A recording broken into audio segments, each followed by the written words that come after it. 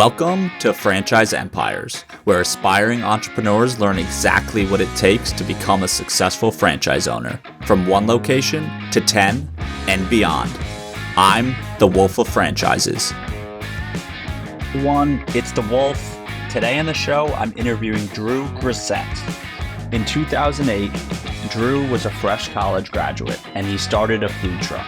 Today, that food truck has now grown into his 26-location burger chain called Hat Creek Burger Company, which is in the Austin, Houston, and Dallas metro markets.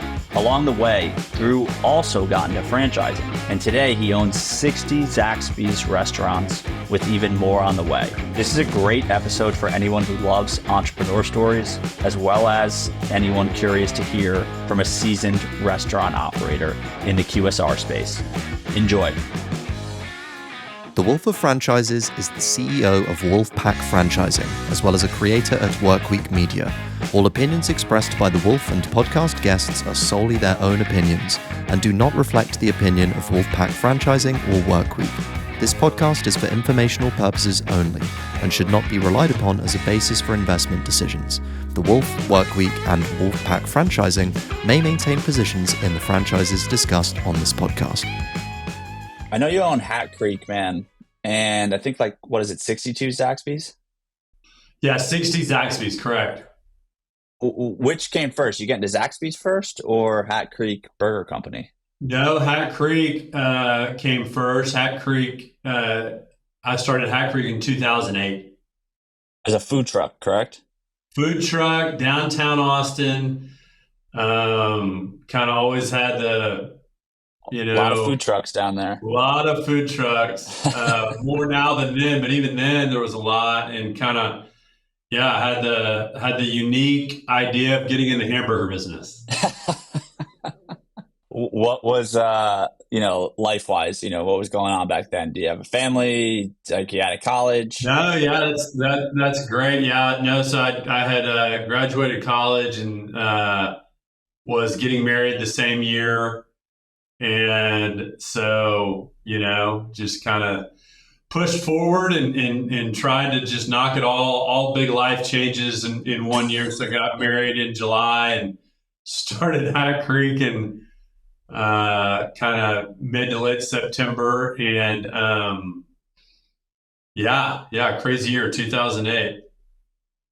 I mean, how'd you, trying to ask this without sounding like a jerk, but I mean, Texas, man, you got Whataburger, you got all the other fast food places. I mean, it's like burger country down there. What's that other one? Pete Terry's is down there? Yeah, Pete Terry's had opened. There was another one, there still is, called Mighty Fine.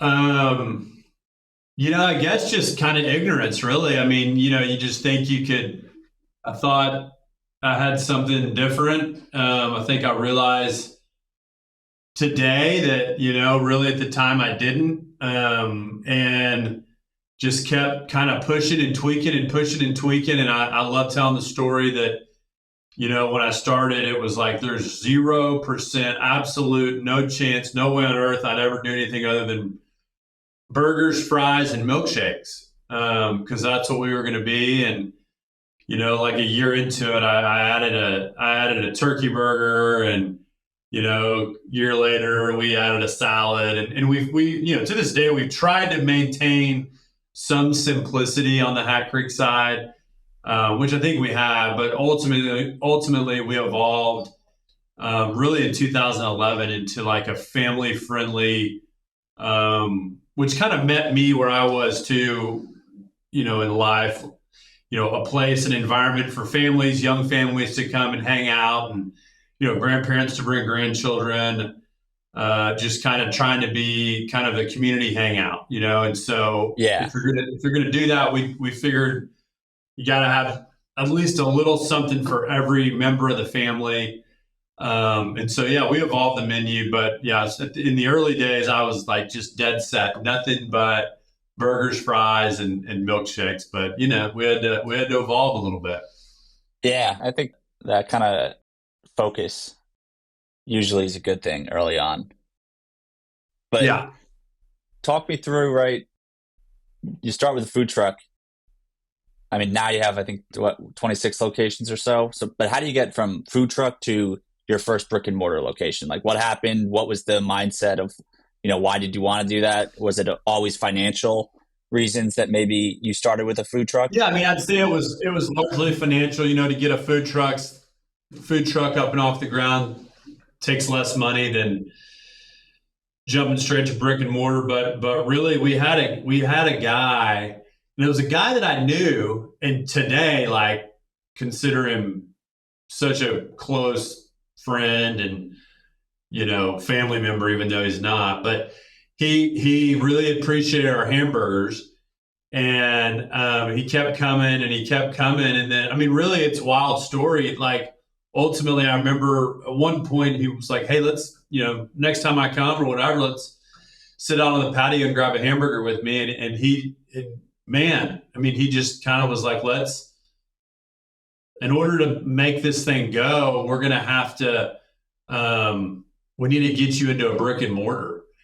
And so, of course, that was like, man, trying to fill up water tanks every morning and get the gas company to come, put gas in the propane tank. And I mean, there were just a lot of limitations that a trailer had versus a brick and mortar store. Anyway, so thankful he was like, insistent. So him and my dad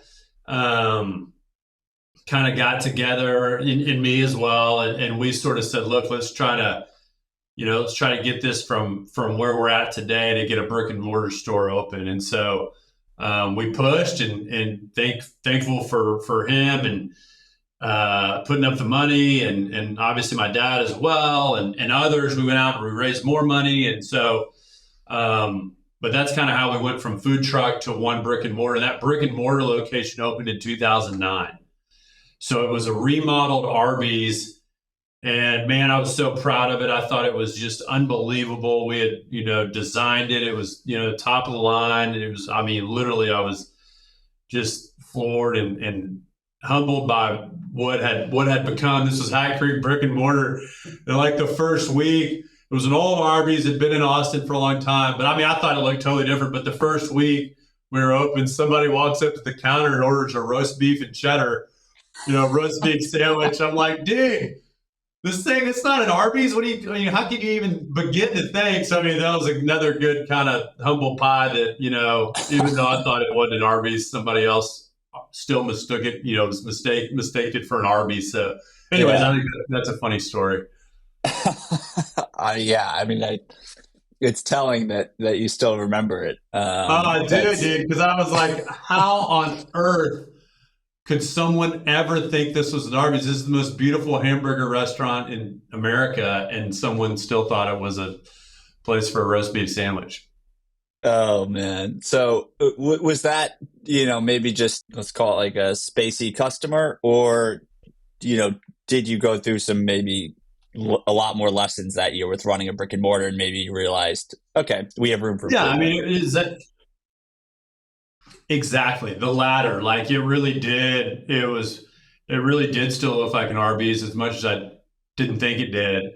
But it was the perfect next kind of phase in hindsight for Hat Creek, and we were able to use that and get better, and then eventually open up a second location a couple years later. But yeah, I mean, had room we had to lean in on our branding and continue to dial that in and get it away from looking like an Arby's. So, but no, we learned a lot of lessons, just like we did the food truck. We learned a lot of lessons having our first brick and mortar as well. Yeah. And even, for you as the founder, and I know, you raised some money from, I guess one of your food truck customers, and then your father chipped in, but what's your life like as a founder back then with that first brick and mortar? Are you working 12, 15, 16-hour days? How is it running? Are you like struggling to hire people? Kind of what's the whole vibe of Yeah, no, absolutely. I mean, that's kind of, you bet. I mean, in the trailer, yeah, right. 12, 16 hours a day. And then we started doing catering. So have a great guy that's been with me, celebrated his 15th year actually yesterday. So he joined me in March of 2009. Yeah, because that's 15 years. So, we've got great war stories about lugging trailers around in the hot Texas summer, and grills and, but you're right. I mean, it was everything. And it was kind of the foundation of Hat Creek and our restaurant company. And, but it was long days and, I'd go home and, of course my wife and I got a dog and, the dog would love when I got home because my jeans would just be greased, like cheeseburgers, so she just, loved when I got home, loved smelling my jeans and eating my pants and, whatever. I mean, I wouldn't go back to those days in a lot of ways, but in a lot of ways, they were the good old days and great memories and a lot of hard work and, but no, glad for where we've kind of gotten to at this point. Yeah. And, going from one to what you have today, what was from a financial perspective, right? Just because so many people, their biggest barrier when they want to get into restaurant ownership or franchise ownership, it's, they look at folks like you, honestly, and it's like, okay, I have nothing, but I want to get to where Drew is. And capital is, usually the biggest barrier. But going from 1 to 26, did you ever end up get to a point where you felt comfortable taking on debt and, getting loans, or was it always more capital and raising? Man, I mean, just kind of constant push, like, square peg, round hole, and, really my dad was, and the other gentleman, but my dad he's just gifted in kind of that, just continuing to push no matter what, right on the edge of reckless, but, still with, always never travel without a parachute, I think. And so, but I mean, I was fine to execute day to day, to continue to try to get everybody to believe that even though we weren't making money and, I could see the cliff coming and like, hey, never talk about it, just keep grinding. So I'm good on that. But like practically speaking, just to know that I had, that I was traveling with other people involved that kind of had the guts and the grit as well to continue to push, because, it wasn't like the trailer was just this amazing success and the first unit, this amazing success. But I think we kept seeing what could be and just continuing to try to push it forward. And so, one thing after another sort of continued to fall into place, and a lot of cliffs that we almost flew off of, but somehow, some way, ultimately, we just kept the faith and kept pushing, and so got to 26 locations, and thankfully have continued to have kind of events from whether it's banks or larger partners along the way that have kind of taken us from, one level to the next to the next. So, that's kind of been, some of our financial journey. And you mentioned, avoiding falling off these cliffs. I know it never actually, there's never like a Hollywood moment where it's like, I've made it. But if there is a moment in your mind as you're looking back where, when did you feel like, okay, like we've turned the corner, we're in a good spot, like we're actually doing it for real, and maybe you're not as worried about the cliffs? Is there any point in time that sticks out? As we began to grow and got into Zaxby's in 2016, and really that was a whole separate, in a lot of ways, it was run by the same management team, but it was a separate business, separate partners. But that provided, after probably 3 years of that, so really 2019, I mean, golly, so 10 or 11 years into the full journey, it felt like we got to a place where between the two businesses, we were big enough to one way or another, take a slightly deeper breath. But I mean, at the end of the day, I think we're still, our culture and our mindset is just continuing to run fast, run hard, and sort of the figurative mindset of someone's always chasing us. And that can be from competition, but really more so it's just like an internal creed, if you will. It's not so much competition driven. It's just like, hey, try to wake up and run and see where it takes us. And that's been, but I think 2018, 2019, maybe we kind of just in time for COVID to kind of just totally take us off the cliff again, or put us right back on the edge of the cliff. But then that created a whole different dynamic, and of course everyone went through that. But I would say that it took a good 10 years to kind of get to a place of some ability to take a breath. Yeah. Holy crap. I mean, that's a decade. So that's a journey, man. Yeah, for sure. And let's talk about Zaxby's, because you mentioned it. So you said 2016, why fried chicken? Why a franchise after being independent? There's a couple changes there. Yeah, I had a friend mention Zaxby's, and so I sort of took note of it, and then probably 2 months later, I got a call. No, 2 months later, I was on a day trip to go watch a college basketball game, and the guy I went with had a friend who was a franchisee at Zaxby's, and we got to talking, and I said, well, man, we're looking to sort of scale, our management, our restaurant management team. And he said, well, let me introduce you to my buddy. So he did, and me and that guy who had been a long time Zaxby's licensee, I flew to Atlanta, I toured his stores, we hit it off. Similar deal, like, really I played no role. I mean, I did nothing. I had a conversation, accepted an introduction, walked through the door, and me and the gentleman that had been in Zaxby's for forever, a guy by the name of Ray Goff, me and Ray hit it off. And so, we said, hey, he said, I think there's some guys maybe retiring. My dad had a longtime partner that had done some financing for some stuff he had worked on, and they agreed to, if we could find some Zaxby's to buy that fit in this sort of, fence, they would put up the money. And so me and Ray and my dad, and, we sort of began to pursue relationships with guys that were trying to retire. And that was really in 2015. And so we closed our first Zaxby's deal in September of 2016. It was 13 units from 3 different sellers. And so that's how I got into the Zaxby's business. It was guys wanting to retire.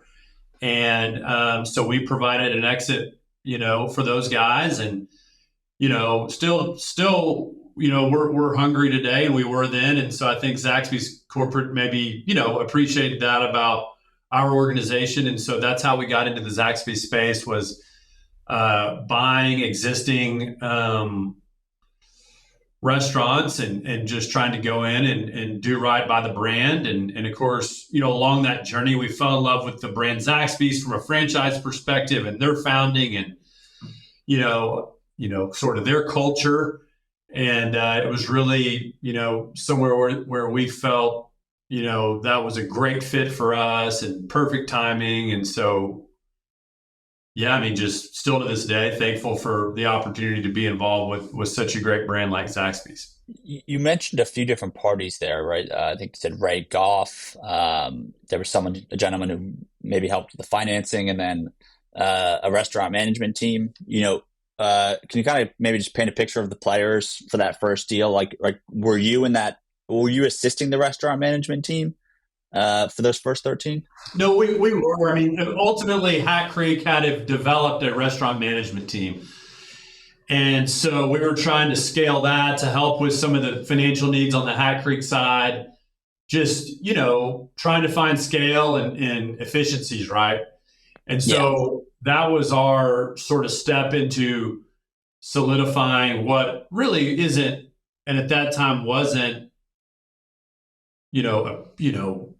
a restaurant management team with a website and all this sort of stuff. We're still not that way, but practically that's what it was. And so it was kind of like we couldn't have stepped into the Zaxby's brand without some of the learning and some of what we had created via Hat Creek. And Hat Creek couldn't have survived, frankly, without some of the scale and opportunity that Zaxby's brought.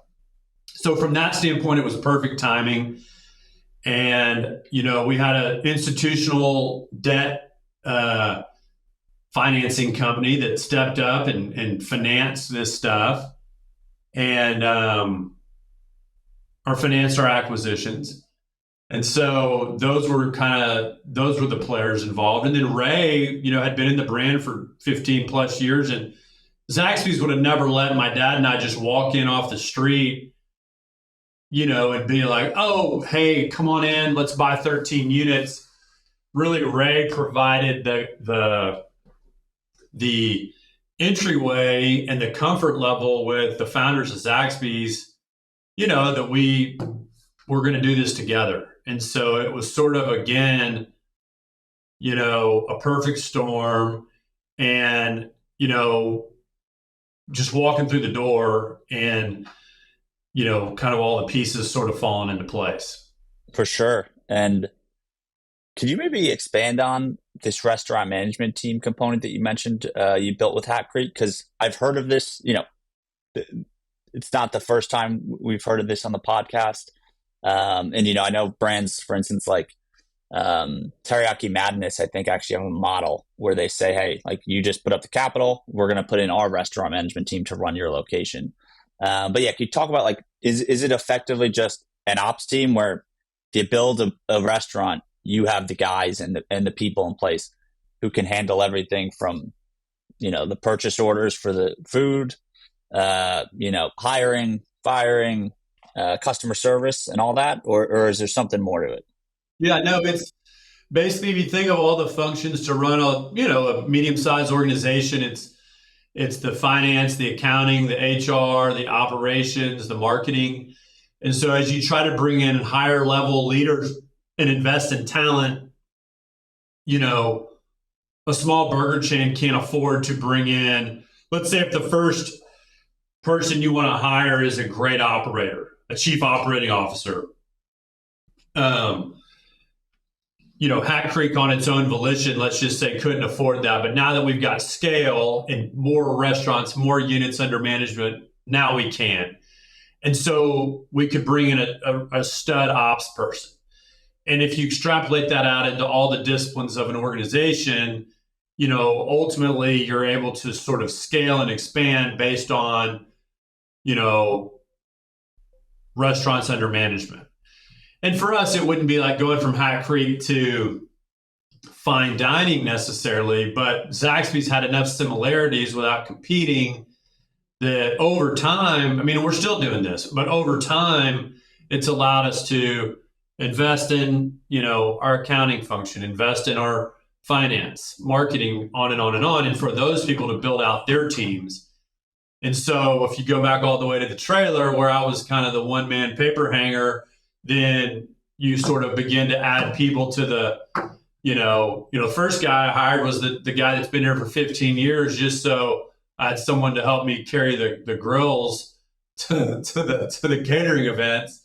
And if you sort of push that out over time, you're able to kind of invest in the team and begin to bring in guys that actually know what they're doing. I hear you. So yeah, it sounds like you needed a vehicle to. That's bingo. That's exactly right. That's exactly right. Yeah. To kind of be able to scale the organization. And so obviously December 2016, then you acquire your first 13 Zaxby's in one shot. So that's no small deal. Was it just a rinse and repeat process of reaching out to maybe retiring owners and saying, "Hey, if you want to sell, I'm your guy"? Yeah, I mean, we've always tried to do right by these sellers, take care of their people, do our best to make the negotiation process smooth. And once we land on sort of mechanics around the deal, that we perform on that. We don't, reinvent the deal as we move, down the path. Yeah, so just trying to do as good a job, and sometimes things are out of our control and things happen for sure. But yeah, so that, and we're traveled, and we're thought of amongst others of people that can buy Zaxby's and are interested in buying Zaxby's, and that's been kind of our niche. And have you seen a consistency in the deal terms from going from 0 to 60, right? Are you able to leverage seller financing consistently, or is it all usually, hey, no, cash up front in some form? I feel like every deal's been different. I mean, I think it's been all in sort of the yard I've talked about, but Yeah. sometimes we've utilized seller financing, sometimes not. Sometimes we've used traditional bank debt, sometimes not. As we've grown, we've put into place more consistent and dependable sources of financing. So whereas, 6, 7 years ago, it was, hey, we're going to close this deal, and we would, but it was like, calm and collected. And the second the meeting's over, on the phone, dialing for dollars, looking for, got to click, scrambling. Whereas today, thankfully, we're not in that same boat. We've got a more dependable source of financing. So yeah, I mean, it's like everything, we've continued to evolve and grow and try to get better, put better processes in place to just continue to increase batting average. So that's kind of how these deals have kind of come together, but there's certainly been an evolution.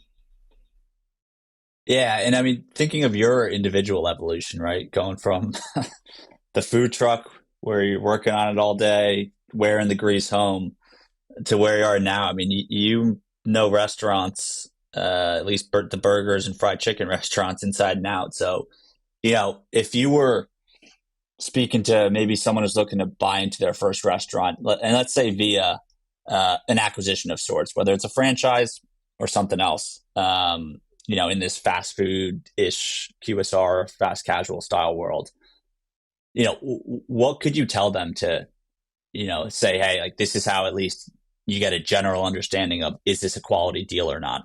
Because I think a lot of people struggle, right, with they're going to try to look at financials, which, depending on the owner, the financials can be a mess oftentimes. So yeah, how would you talk, kind of a rookie through looking at their first acquisition deal? That's a good question. I mean, in my head, I think start with a banker, which, most bankers frustrate entrepreneurs, people like me and others that are trying to, create jobs and opportunity. But at the end of the day, the deal market, I think, is driven by banks and bank terms, and trying to understand how banks look at the world and finance things. Because, certainly if you're starting from scratch, but really no matter where you're at, you need a bank. And, that bank may be a friend that's putting up money, or it may be a community bank or whoever, but get to know a banker and try to understand how they look at a deal and how they make money. And then from there, you can start to understand how you might be able to make money, because you got to pay the bank back first before you can kind of move on.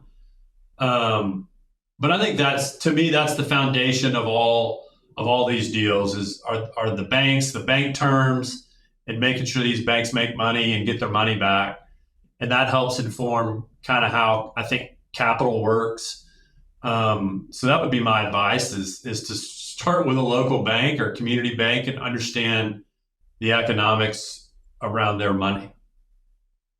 I love it. That's great advice. And yeah, it's similar to, we had a Five Guys owner on the podcast recently.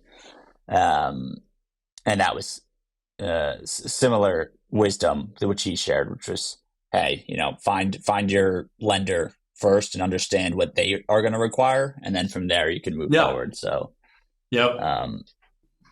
you know, Drew, for you and with Hat Creek and Zaxby's, what's maybe been, I guess, has there been any friction between running your own restaurants where you guys can do whatever you want, right? You can change the brand, you could update the menu tomorrow if you wanted to, versus Zaxby's, and where, like, I don't know how that first royalty check felt, or if it was just, hey, I knew what I signed up for. But has there been, in your mind, ever just any unexpected lessons of, hey, this is a problem I have because it's a franchise, or even vice versa, where maybe like, wow, this is a lot easier than than what it was for Hat Creek because I have the franchise to lean on? I think doing Hat Creek has helped inform me on the challenges of Zaxby's. Like I can't appreciate at the scale that the Zaxby's corporate team operates. I mean, they've got 1,000 units and they're growing, and we've just got 26. But I can appreciate the nuance and the challenge of running your own brand. And so it's, everything's not perfect all the time, but I think that there's a appreciation and respect for all the things. And certainly there's frustrations, but at the end of the day, there's just appreciation for, all the moving pieces. I mean, it's really hard. There's a lot of people, a lot of stakeholders. And so, I don't really look at it with any frustration. I genuinely look at it with gratitude and appreciation, and feel like, Zaxby's does a great job of two-way relationship. They're trying hard for the franchisees. We're trying hard to build our businesses and do right by Zaxby's. And so I haven't had a lot of there hasn't been any friction. There has been along the way, certainly frustrations at times, but there's, I think in large and in whole, it's like, dude, freaking, as I see Zaxby's, it's one of truly the great franchise brands in America. And at the end of the day, there's been different leaders come through, different owners, different department leads, but man, like, it's created a lot of opportunity for me. And so there's a lot of respect and, kind of gratitude towards the brand. Amazing. Yeah, I feel like you went through a lot of your own lessons and did things in a way, like the hard way with Hat Creek. So yeah, I can imagine it's just giving you a lot of good perspective, which maybe others don't have, who maybe jump right into a franchise. Yeah, sure. And, have you ever thought with Hat Creek to franchise it yourself, or is that always going to be an independent where you guys just will build out and own all of the locations? Gosh, I don't know. I mean, I think, who knows? I don't know. We'll see. I mean, I could get excited about either direction. It's been Sure. it's been awesome to be an independent. There affords a lot of flexibility and, in some ways a lot less headaches. I think in other ways it sort of it could limit your opportunity and, the communities that you could influence and bring, Hat Creek into markets really across the country. I mean, you could do that quicker and more efficient franchising. So, gosh, I don't know. I mean, either path would be awesome. And I guess kind of like a lot of this, we'll just see sort of which direction, which doors open and which doors the brand ends up walking through. Sure. Yeah. And speaking of that, I mean, when you look down the road, are you thinking your sights are just currently still set on Hat Creek and Zaxby's, or have you thought about other franchise brands, other industries, maybe outside of restaurants, or, what's the end goal?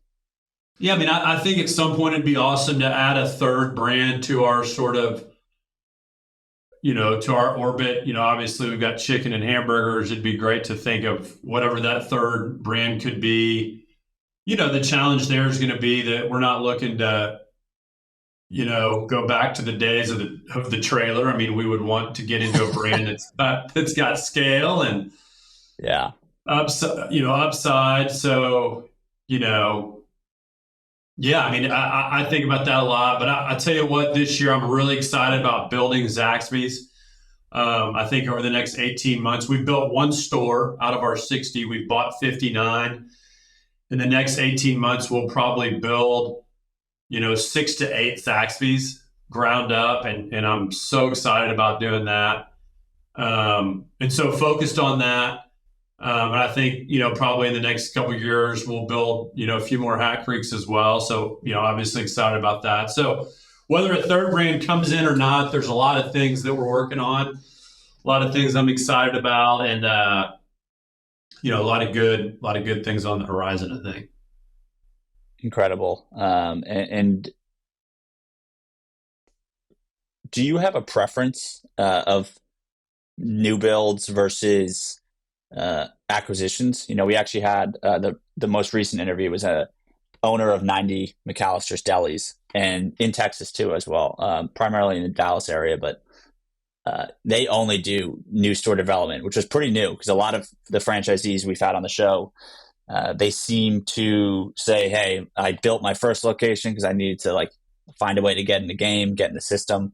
And they're like, it was great because I learned every role. I went through kind of the pain, kind of as you're referring to the trailer days where, your early days of being the full-time operator and all that. But there's, aside from that McAllister's Deli franchisee, it's pretty common where most people are saying, acquisitions are better. You get existing cash flow. You don't have to go through the headache of a new store build. But yeah, I'm curious, what's your take on that? I think a good balance, obviously get into Hat Creek. We didn't have a choice. We had to build from the ground up. I think inherently there's more risk. There's also more opportunity. A lot of these guys that are, part of the 1,000 units in the Zaxby system, man, over a 20-year run, it's really one of the great success stories. A lot of these guys, maybe on plus minus 10, Zaxby's. They have a great operating business. They own a lot of their real estate. It's really an incredible business model as well. So each of them have pros and cons. I think for me, just given where we're at, we're excited about building Zaxby's and trying to prove out that sort of model for our business. But I think, at the end of the day, that we're probably, it's probably 50-50. We're excited to build and we're excited to continue to buy. For a long time, I think we were, buyers only. But I think the new build brings a new energy, to our organization, and it allows us to expand no matter what. We could go on a dry spell, and we have, where we can't buy deals for 24, 36 months, and that begins to be stagnant, and you begin to lose a little bit of the edge inside the culture of your business of being a growth business and trying to drive opportunity for your people. So that new building mindset just, it brings energy. And so I'm excited about that. They both have their pros and their cons, but I'm excited about our next kind of iteration, which is definitely doing more development. Awesome. Well, yeah, man, it'll be fun to watch you continue to grow. So, yeah, Drew, thanks for coming on the show, man. Is there any place online where people can follow you, Hat Creek, your specific Zaxby's locations? What would be a good place for them to go? Yeah, we don't have a website for our Zaxby stuff, but hatcreekburgers.com is our Hat Creek website. And so, yeah, if you're around Texas or in Texas, Dallas, Austin, Houston, come get a cheeseburger. And certainly there's 1,000 Zaxby's units across the Southeast where you can get, incredible chicken fingers and a few other items. So anyways, yeah, thanks for having me. This is awesome. Appreciate you taking the time. Cool, man. Yeah, definitely. And we'll plug your website for Hat Creek in the show notes. And yeah, I mean, I'm looking at it now, man. Great website. So yeah, if you're in the Texas area, guys, definitely take a look and head over to Hat Creek. All right, man. Thanks again, and we'll talk soon. All right. Thank you. Thanks for listening to Franchise Empires. We're coming to you soon with actionable insights to take the next step on your franchise journey. So make sure to subscribe on Apple, Spotify, Google, or wherever you listen.